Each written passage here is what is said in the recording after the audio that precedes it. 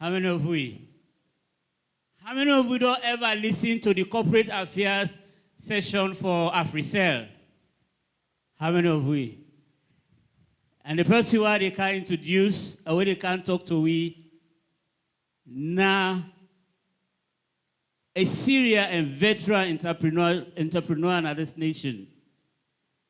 And the side of what I don't call, it don't play role day. Call to business. This person where they can talk to we, now a founder, now a establisher, now a brainchild behind that. And he don't work on several organizations. And all the time they now motivational speaker in this country and even beyond. Not only that, but now pastor, now minister of the gospel. You know, this one they share with us, say, let them just go tell, we get small work they go do for us. I say, when I tell the person, say, na minister, but not tell, say, which minister, we don't do the work, we tell and say, na minister of the gospel. Because the motoka way they use the shiva minister motoka, I say, Giam, let them fix and quit, just say na minister.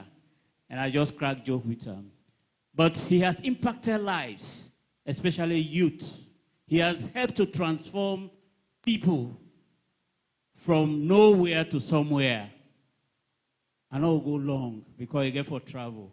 Ladies and gentlemen, put your hands together as we welcome Reverend Joe Abbas Bangura. So he can talk to me about entrepreneurship and how we will move forward. Thank you. Thank you.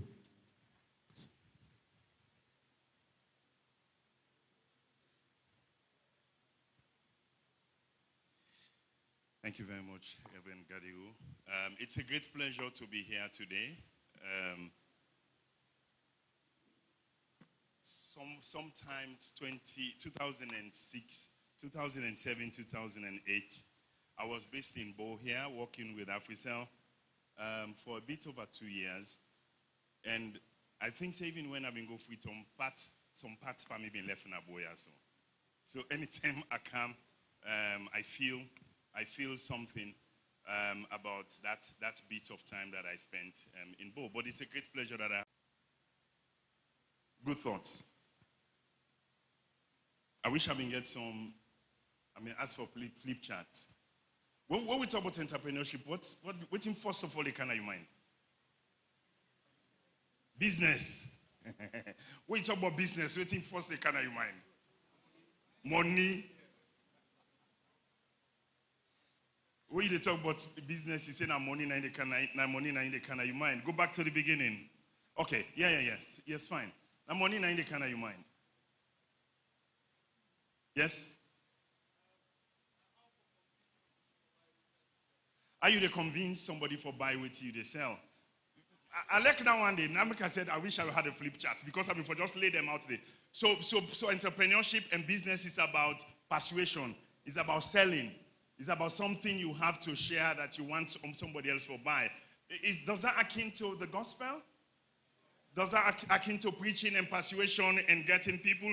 So part of the skills that you need for being a good pastor is an entrepreneurial skill. It's convincing, it's persuading people to come to Christ, why they have to amend, why they have to do certain things in life. So yes, let's come again. When you talk about entrepreneurship, what else do you think about? If you feel like say the yawn, just team up, go to walk around, go understand, say, na the lunch, na you the fet. Go ahead. An idea, yes. Meeting customer satisfaction. What else? It's an idea. Meeting customer satisfaction is persuasion. What else?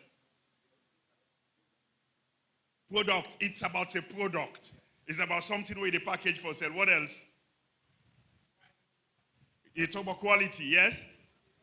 Capacity building. You talk about entrepreneurship. Now, so it's very interesting that, you know, what's entrepreneurship got to do with church business? This is a big question in contemporary times. So let's go to give me the slide. Give me the next slide. First point. The church has always been more than a spiritual institution. First point. The church has always been more than a spiritual institution. What has it also been? Let's read the second phrase there. What has it also been? What is it also? It is also a community builder and a change agent. A community builder and a change agent. That's what the church has been from the beginning. It's always been much more than a spiritual institution. And once we realize that, and maybe we can actually adjust with definition of spirituality. Maybe that's one of the things that is going to happen before we end. We may have to adjust with definition of what is spirituality, and believe you me, maybe we'll be forced to do that by the time we end. Why do we say the church originally, in the original mandate, was more than a spiritual institution? Other than the first people and where God make na earth. Other than the first people then? Next slide. Just go to the next slide. Genesis chapter 1, 27 to 28. Let's read. So read the first. 2, 3, go. The first phrase. God entrusted humanity with the responsibility of stewardship. The first people where God make Adam and Eve, we know the story. The first thing where God give them, first responsibility when He creates them. Let's read Genesis 1:27. Let's read together. 2, 3, go. And God created man in His image. In the image of God, He created him. He created them male and female. Verse 28, let's go. And God blessed them. And God said to them, be fruitful, multiply, fill the earth, subdue it, and have dominion over the fish of the sea, over the fowls of the heavens, and all animals that move upon the earth. This talks about stewardship. God entrusted humanity with responsibility. So originally, the church has always been, this now God make them, God make them, God give them cyphers, The first thing where He do, alongside worship me, serve me, He say, be fruitful, multiply, fill the earth, subdue, have dominion. The process of multiplication is a process of creation. It's a process of taking 1 ton and to 5. And it's interesting because a pastor, a minister that is not entrepreneurial, if you give him a congregation of 100, then the brand can to 20. Because it's the same mindset that it takes to take 1,000 leons, ton and 20,000 leons.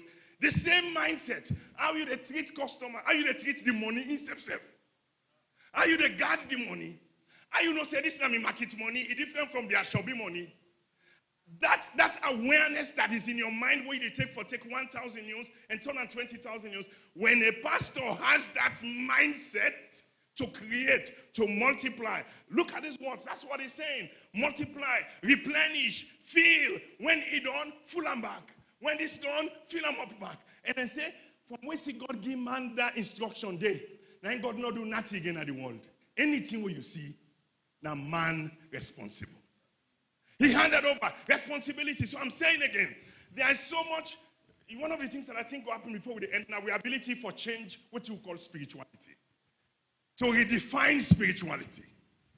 That is not just in the opening of my Bible and give me, exegesis in preaching that church, in ministering, in reaching out, as good as they are. That is not the complete definition of spirituality. And that's what I want to be able to drive and just drive with mind to. So that's Genesis. Let's move on forward. So entrepreneurship, point time in the time for me, Genesis 1, 26, 27, 28, and that. The process of multiplication, the process of replenishing. It's a process of stewardship responsibility. And that stewardship responsibility there, now it translates to entrepreneurship today. Anybody understand what I'm saying? That is what translates to entrepreneurship. Like I said, it's a multiply. You want 100, I give 10. Turn on to 100.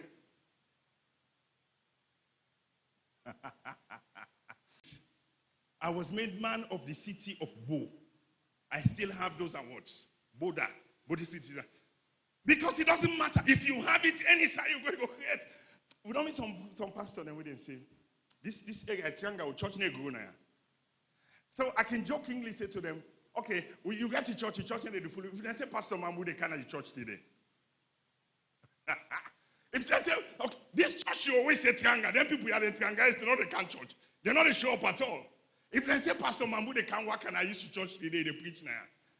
What thing happy with the church? Side of the first, you know? So the problem is not the people. It's not the congregation.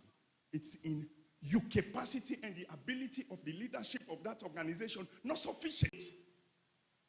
And it will absent in your life, you absent in your church, you absent in your community, now your homework. Create. And once you get the mindset, there are things now where you couple together. You know, an entrepreneurial pastor, he treats people differently. He gets long patience with people. You know, say Jesus, me say, catch all the fish, them bring and can. I say, so now they can skin them, they pull the rank pan. So even the way they look at people coming to their church, how if member, you know, mistake